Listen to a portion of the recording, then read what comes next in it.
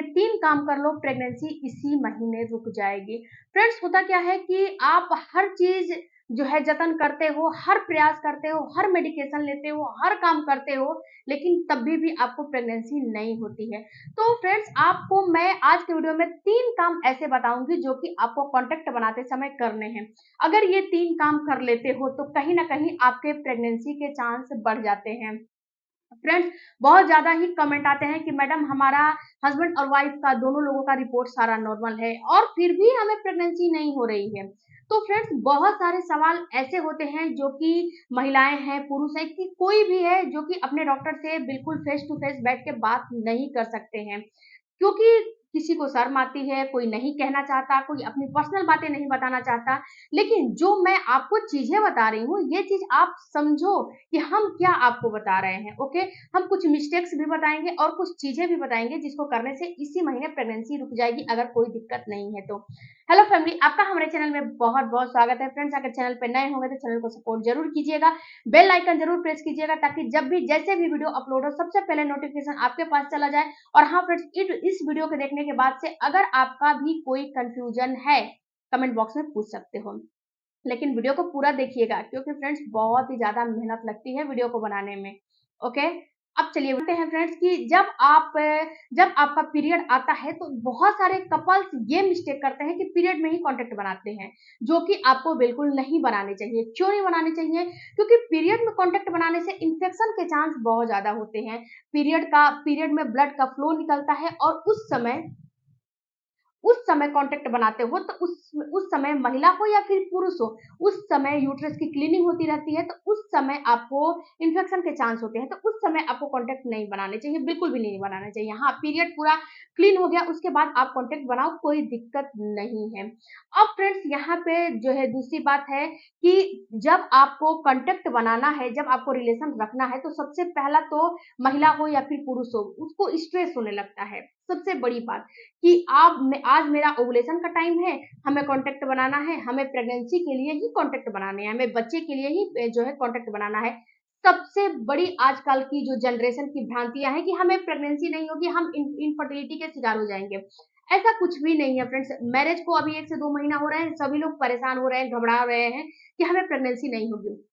ऐसा नहीं है डियर कि आपको प्रेगनेंसी नहीं होगी, बिल्कुल प्रेगनेंसी होगी। कम से कम 1 से 2 साल तो कम से कम आप ट्राई करके तो देखो कि प्रेगनेंसी हो रही है कि नहीं हो रही है। नेचुरली भी ट्राई करते हो तो कम से कम साल भर 2 साल लगते हैं प्रेगनेंसी कंसीव करने में, ऐसा नहीं है कि नहीं लगता है, लगते हैं। तो आपको सबसे पहले आपको मेडिकेशन के ऊपर नहीं जाने हैं, मेडिसिन नहीं लेने हैं, ओके? आपको क्या करने हैं, जो नए-नए कपल जो है, मैं नए-नए कपल को बहुत ज़्यादा बता रही हूँ या फिर पुराने भी हैं, वो भी अगर मिस्टेक कर रहे हैं, वो भी ये काम नहीं कर रहे हैं, तो वो ये बात को समझ लें और जान लें।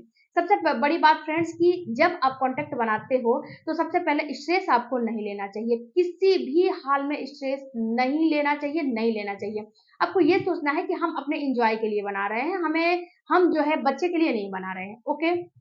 पहली बात।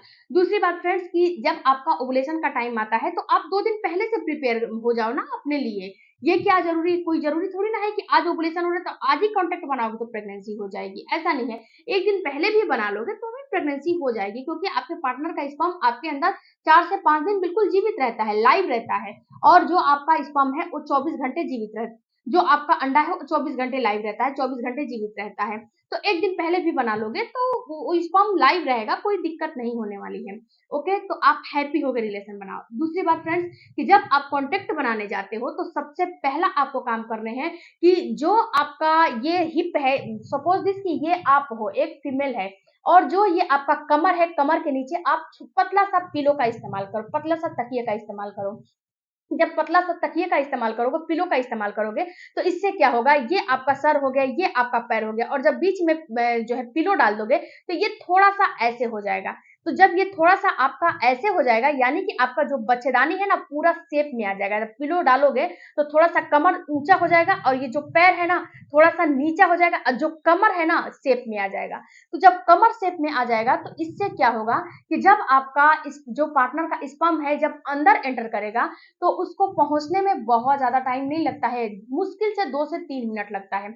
ये 2 से 3 मिनट नहीं, आपके फ़्लैपियन ट्यूब तक पहुँच जाएगा और वहाँ पे अगर अंडा रहेगा तो फर्टिलाइज़ कर लेगा, अंडा नहीं रहेगा तो वहीं पे वो डिपॉज़िट हो जाएगा।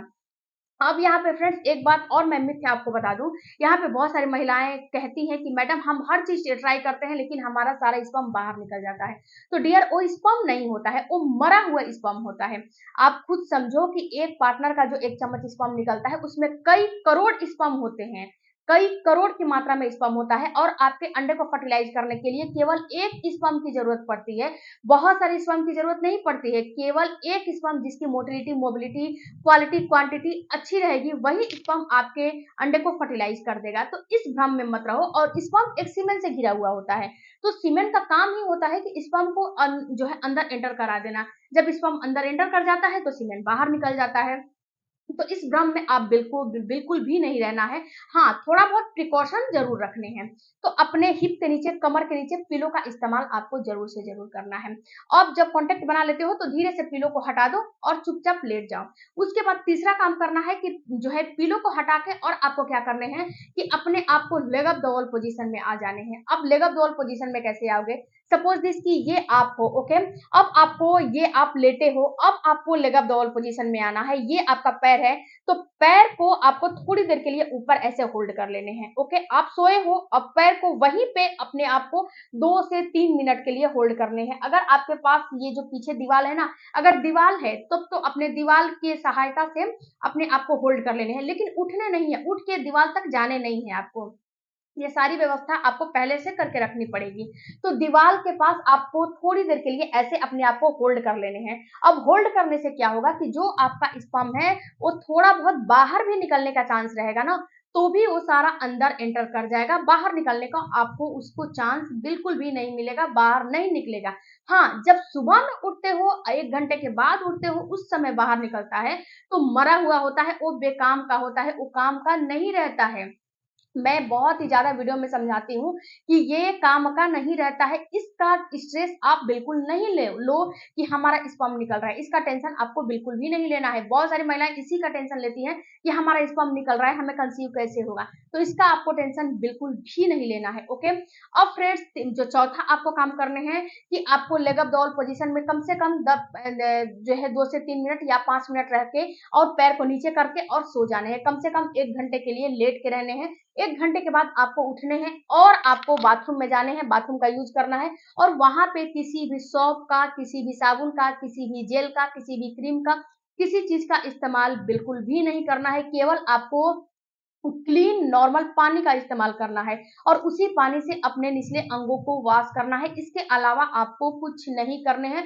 वॉश करके और आपको सो जाने हैं, इसके अलावा आपको कुछ नहीं करने चाहिए। इससे क्या होगा कि अगर आप जेल वगैरह का इस्तेमाल करोगे तो इससे आपका स्पर्म मरने का चांस रहता है। अगर साबुन वगैरह का इस्तेमाल करोगे, अगर अंदर से हाथ डाल के पूरा डॉचिंग करोगे तो इससे आपका स्पर्म जो है मरने का चांस रहता है। तो ये सारे काम आपको नहीं करने चाहिए। केवल नॉर्मल पानी से अपने निचले अंगों को धुलो, अंदर तक हाथ वगैरह कुछ मत डालो। दूसरी बात फ्रेंड्स कि आपको एक और काम करने हैं कि आप जब कॉन्टेक्ट बना लेते हो उस समय बहुत सारे लोग जो है टिश्यू का इस्तेमाल करते हैं, तो टिश्यू का इस्तेमाल भी आपको नहीं करना चाहिए। ये टिश्यू जो होता है इतना हानिकारक होता है कि मैं आपको बता नहीं सकती। टिश्यू का इस्तेमाल नहीं करना है, और अंदर तक बहुत सारे लोग डॉचिंग करते हैं, वो भी आपको बिल्कुल भी नहीं करना चाहिए। इससे भी आपको जो है इनफर्टिलिटी होती है और प्रेगनेंसी का चांस कम होता है, ओके। तो ये सारे काम करोगे तो आपको कंसीव जरूर हो जाएगा। अगर सारा रिपोर्ट नॉर्मल है, अगर ये सारी जो है आप करोगे रेगुलर, तो आपको कंसीव जरूर हो जाएगा, लेकिन ओवुलेशन के टाइम पे करना है, ओके। फ्रेंड्स, वीडियो अच्छा लगे चैनल को सपोर्ट कीजिएगा। मिलती हूँ अगले वीडियो में।